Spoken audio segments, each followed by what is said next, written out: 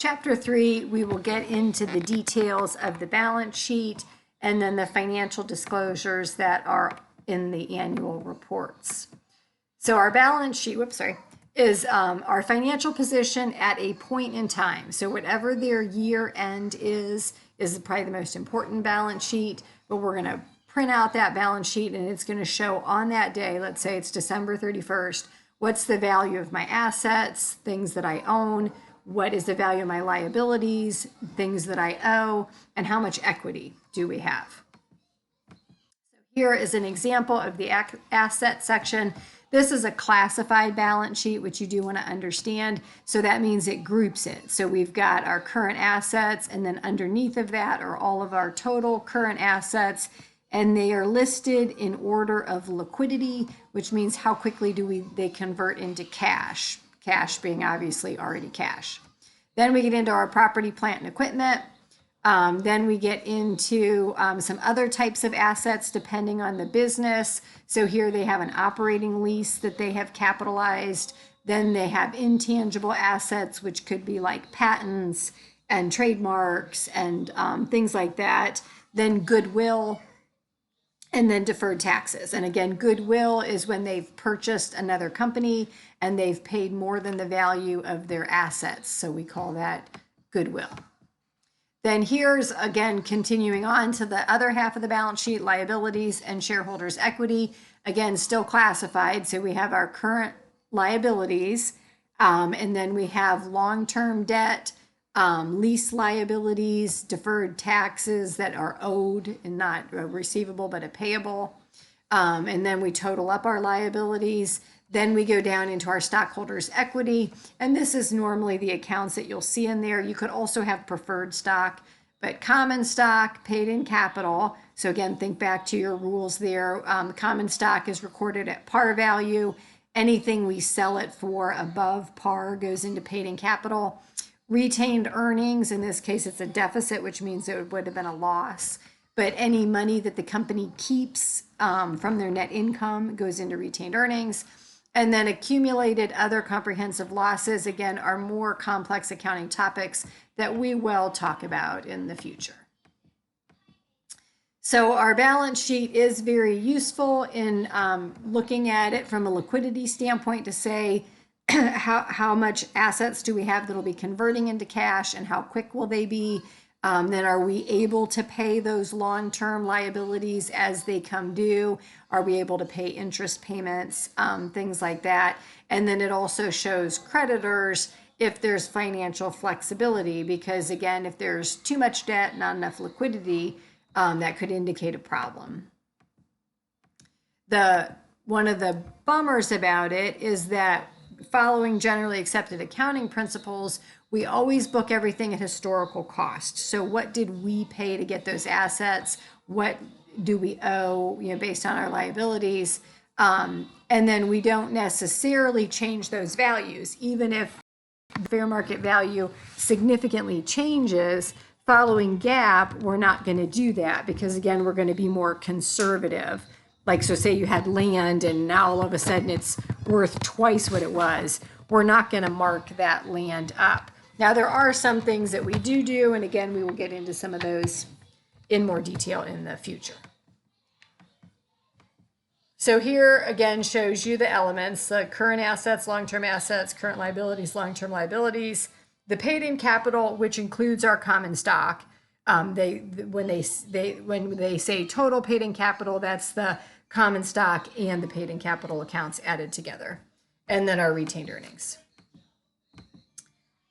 So again, current assets are ones that we are going to convert into cash either within the current year or within the current billing cycle, whichever, if that normal billing cycle operating cycle is more than a year.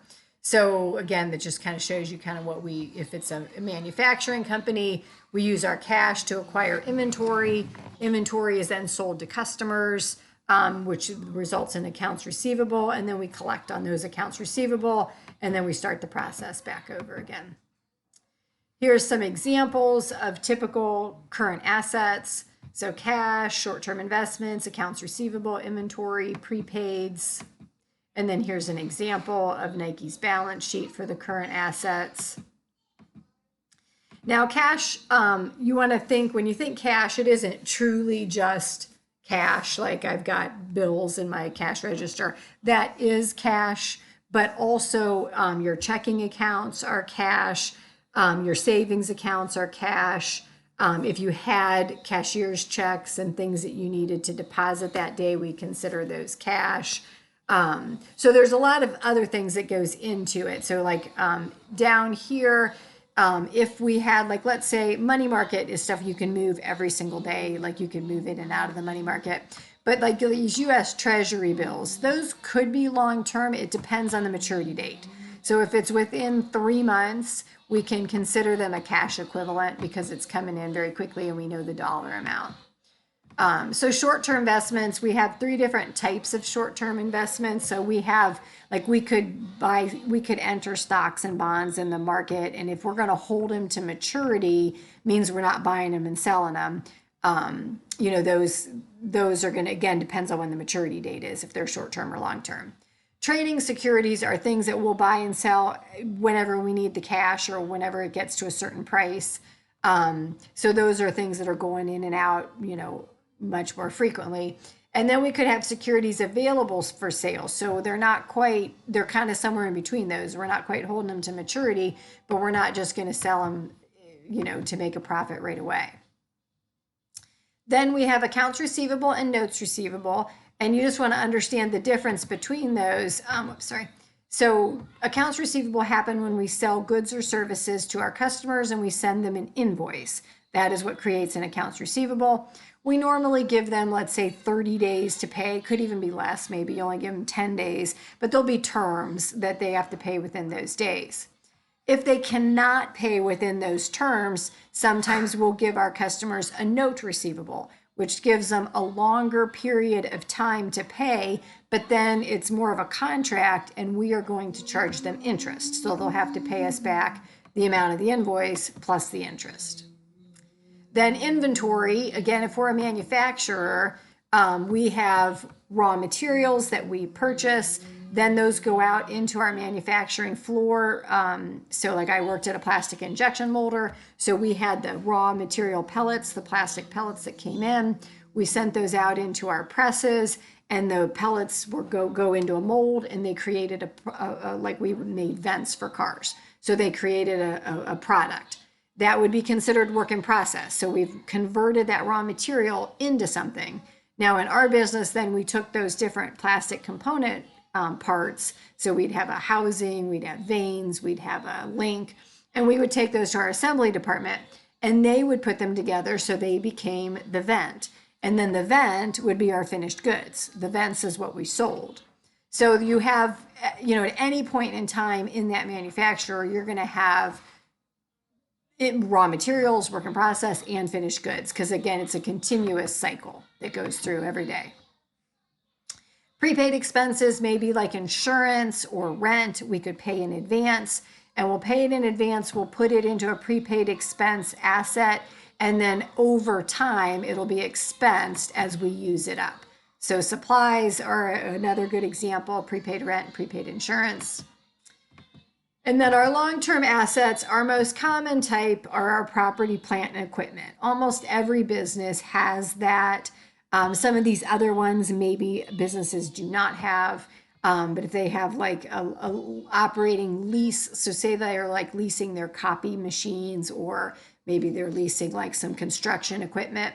But if it basically transfers ownership at the end, we're going to consider that a long-term asset, even though we're leasing it at the moment. Intangible assets, like I said, patents, copyrights, trademarks, things like that. The thing with the intangible assets is you have to purchase them. You can't create them yourself and then give them a value. And the same with goodwill. It has to be a purchased. We can create our own goodwill, but we can't value it on our books. We have to buy it. And the way to buy it is to buy another company. And then investments are going to be things that, say we do have extra money, we may invest in the stock and in bond markets, just like an individual does. If you've got extra money and you think you can make some money, then sometimes businesses will buy property, you know, to hold it, to think, okay, hey, like I'm going to buy by the Hall of Fame because I know eventually someone's going to want to buy it, or buy by Altman Hospital because I know eventually they're going to get bigger. Like those are things businesses could do. Long-term receivables, or if it's cash designated for a specific purpose. But like I said, property, plant, and equipment are your most common. You've got your land, buildings, equipment, machinery, furniture, your computer equipment. All of those things go into property, plant, and equipment. And then intangible assets has to be, I mean, it does say you can develop them internally, but you don't get to add value. You can develop those intangible assets internally, and there is a future service potential, but you can't set aside money and say, oh, I think that's going to be worth so much. To have it on your balance sheet, you have to purchase it. And then again, those long-term operating leases, there's classifications though, in order to allow you to set it up as a long-term asset. So that gets into a little more detail. And then liabilities, again, is what you owe other people. So here's an example. Our accounts payable are our most common. That's what all of our bills come in and go into. We too could have notes payable though, where we're requesting longer to pay on some of that. Or we could even just get a notes payable with the bank for cash and then pay it back later.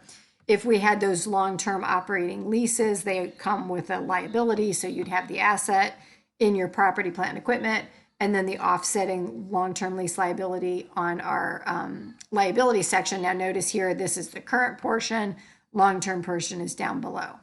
Accrued liabilities, things that you know you owe, but you haven't paid yet, income taxes payable, long-term debt owed to the bank. You could have other type of like income tax liabilities, deferred income tax liabilities.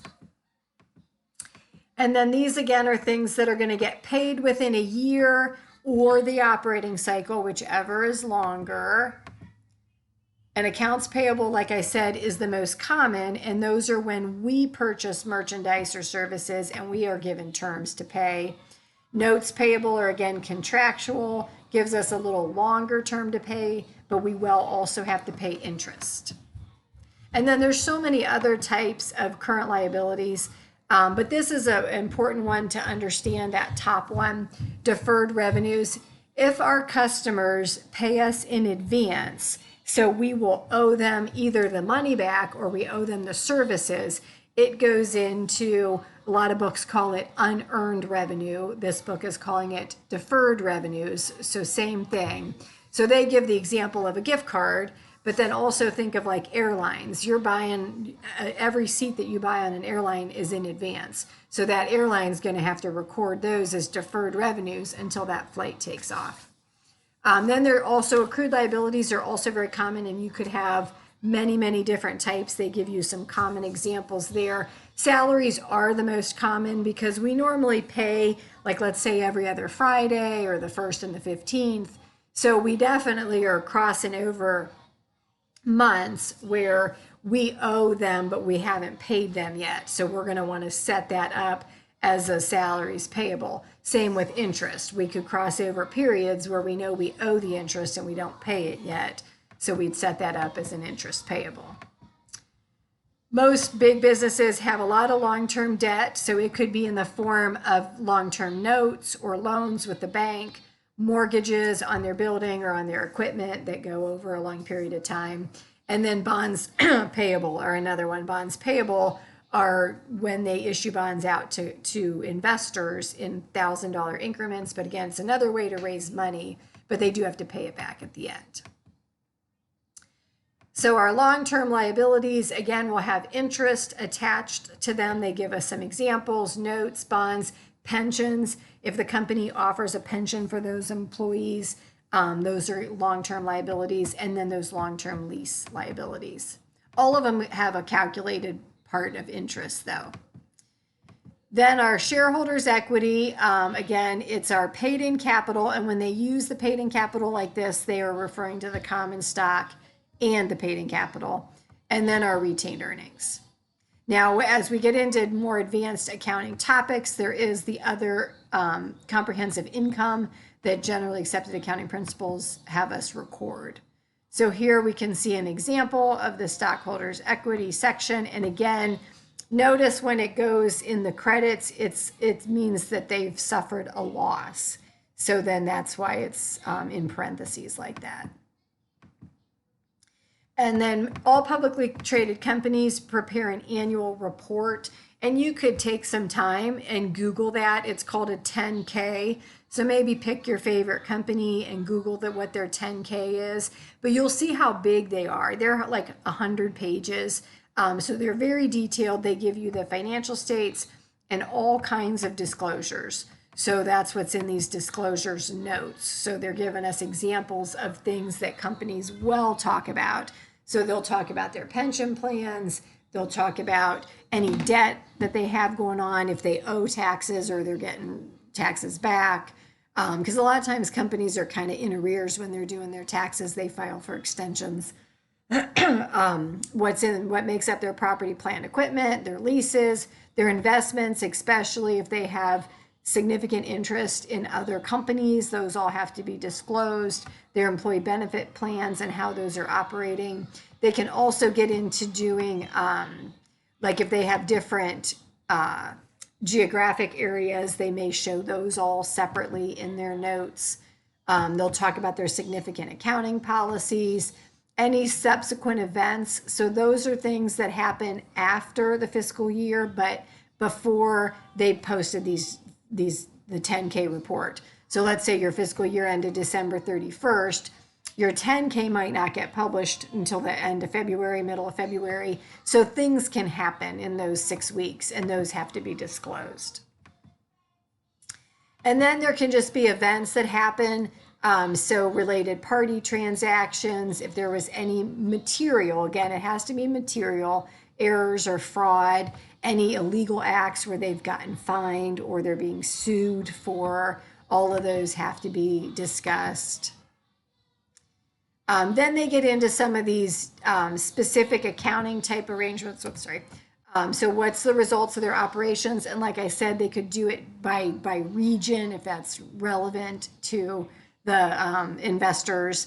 And if there's any off-balance sheet arrangements, if there's anything that the management is making estimates on, because those are always a little bit subjective, so they have to be discussed so at least the investors know. And it's always the management's responsibility to prepare the financial statements and for the information that is included in that annual report.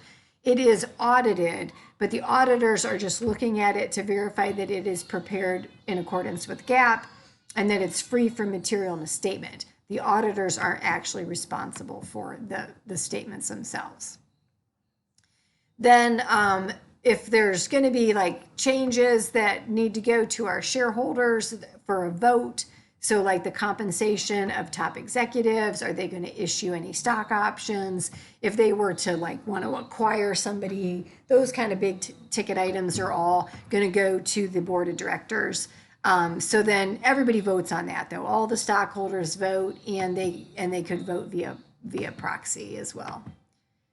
Environment is a huge topic right now, so that also has to be discussed in the 10K. What are they doing to reduce their environmental footprint? What what are anything that may result like in like the social disclosures could result in lawsuits or bad publicity. Those kind of things are going to be listed out in there. So again, so everybody is on the same page and kind of understands that stuff. And then, like I said, though, these statements do get audited, and the auditors will come in, and these are the 4 types of reports that they can issue: an unqualified with an emphasis paragraph, qualified, or adverse. So an unqualified is what everybody wants. That's a clean report. An adverse report is what nobody wants. So that would be very bad. So everybody wants that clean opinion, and that's basically the auditors come in, they plan the audit, they test the internal control procedures, they gather evidence and test the financial statements so that they can feel comfortable issuing that clean report. The unqualified with an explanatory paragraph is saying that, okay, it is in conformity with GAAP, but there's something they want to clarify. So these are some examples, like there's a lack of consistency. So say they go from one basis of GAAP to another and it changed the financial reports, which can happen. Maybe they're going to discuss that. If for some reason the auditors felt like this company is going to go out of business, that's what a going concern is. Or if they found a material misstatement in one particular area. So it's not like the whole financial statements are bad, but just one particular area needs to be highlighted. So if they're going to get an adverse opinion, it's going to be because they did not follow GAAP, they did not properly disclose, or the company purposely limited the scope of the audit, like they did not allow them to do something. So again, it depends on the level of materiality, that it would either be an adverse opinion or a qualified opinion, or they're not going to make an opinion. So the people who use the financial statements, though, are investors, and mostly what they want to look at is what's going to happen in the future. Obviously, nobody has a magic ball to know what's really going to happen. We're all just kind of taking our best educated guesses. So then that's where the risk comes in, though. So then we can look at the financial statements and come up with some ideas, but there's always risk. So there's risk that the company really won't be able to pay their obligations and end up going into bankruptcy.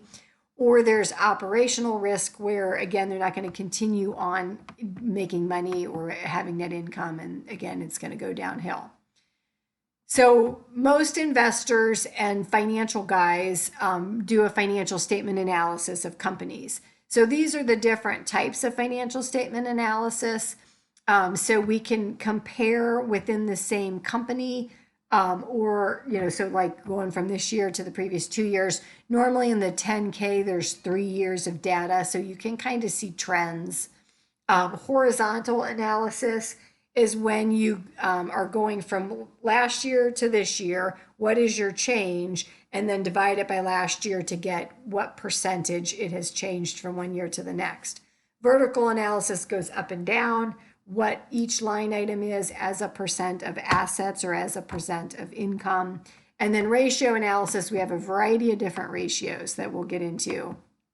So liquidity ratios are very common. Our current ratio is current assets divided by current liabilities. Our acid test ratio or quick ratio is current assets divided by current liabilities. And these help creditors know if you can pay your short-term debt. Working capital is current assets minus current liabilities. So it's kind of like how much cushion do you have after paying all of your current bills. And then here they're going to just give us the examples of those ratios we just talked about. So again, like that's a good current ratio for Nike to have 2.4. Really anything over 1 is good. The acid test, it's going to go down because you're taking out inventory and prepaid. So it's the quick assets that you're able to actually pay, like right away. So you don't have to wait for your inventory to sell. So we expect that one to be lower. So here they give you, again, the industry averages, and that's normally what we do when we do ratios, is we look at a trend within the company itself, again, over those 3 years, but we also compare it to the industry, because that is kind of really truly what shows you if they're doing well or not well compared to other people in that same industry, and every industry may have different norms. Then we have our solvency ratios. Again, creditors are interested in this. Investors are probably interested as well. But our total liabilities to our total equity. So basically kind of how are we financing? Are we a little more risky where we're financing in debt, or a little more conservative where we're financing with equity? The times interest earned is, it's basically what is called our operating income. So that's our net income plus our interest expense, plus our income tax expense if you don't actually have the line item operating income, or it could be called EBIT, earnings before interest and tax. So it depends on how financial statements are set up. You could see either one of those. And then you divide it by the interest expense. So how many times can I pay my interest out of my operating income?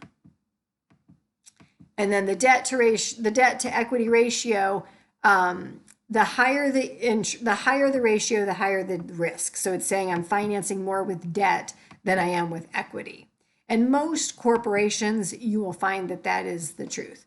They're going to finance more with debt than they are to equity. And we can see like Nike is no different. My old boss used to say, if I can use other people's money, I'm going to use it. So I do feel like that is kind of a thing in corporate America.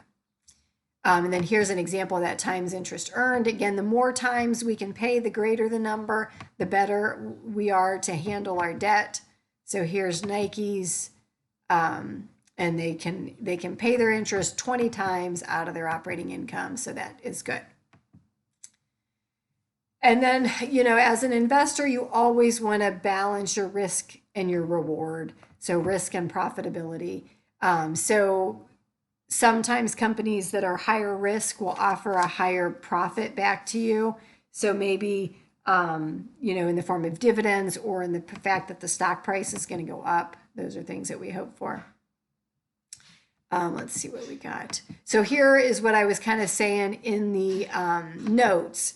If the company operates in different geographic areas, they're going to show you that. So they're going to list it out in the notes to the financial statement in that 10K and say, hey, these are the revenues, and maybe they'll break it out by region, or again, if they're operating internationally, by foreign country or subsidiaries that they have, and they'll list all that out. So again, they know kind of where those investments are.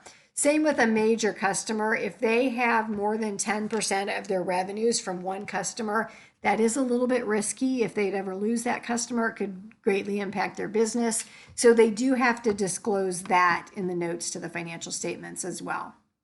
So that is chapter 3.